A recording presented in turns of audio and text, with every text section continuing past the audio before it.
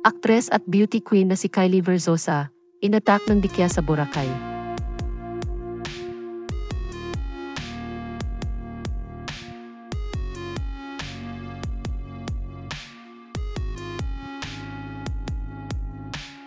Kamakailan ay ipinost ng aktres at beauty queen na si Kylie Verzosa sa Instagram stories ang isang larawan kung saan makikitang nag-i-enjoy siya at ang kanyang pamilya na lumangoy at mag-snorkeling sa dagat ng Boracay.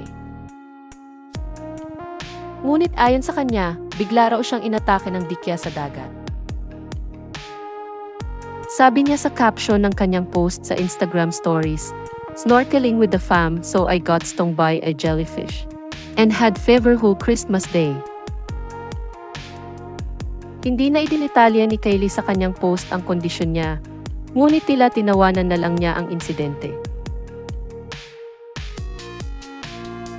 Bukod pa rito, ibinahagi niya sa kanyang Instagram account ang mga larawan kung saan ipinakita niya ang ilang mga kaganapan sa kanyang Christmas vacation sa Boracay kasama ang kanyang pamilya. Agaw pansin naman ang isang litrato kung saan makikitang yakap niya sa likod ang isang lalaki na hindi makita ang mukha. Matatanda ang sinabi ng aktres sa isang panayam noong nakaraang buwan na masayang-masaya siya sa piling ng foreigner na jowa dahil tahimik ang relasyon nila na halos 2 taon na rin.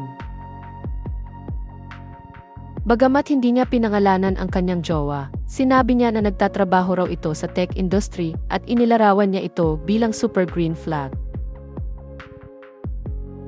Anya, "He has been so supportive of everything I do since Sola is an e-commerce business. He has been helping. I am so happy. I am growing as a person. I am learning so much from him. I am really happy."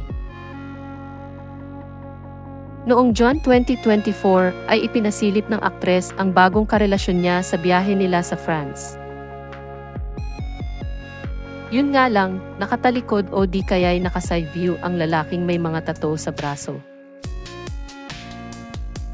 Sa panayam sa kanya ng ABC News noong November 2023, sinabi niyang hindi Filipino ang kanyang bagong jowa at gusto niyang panatilihing pribado ang relasyon nilang dalawa.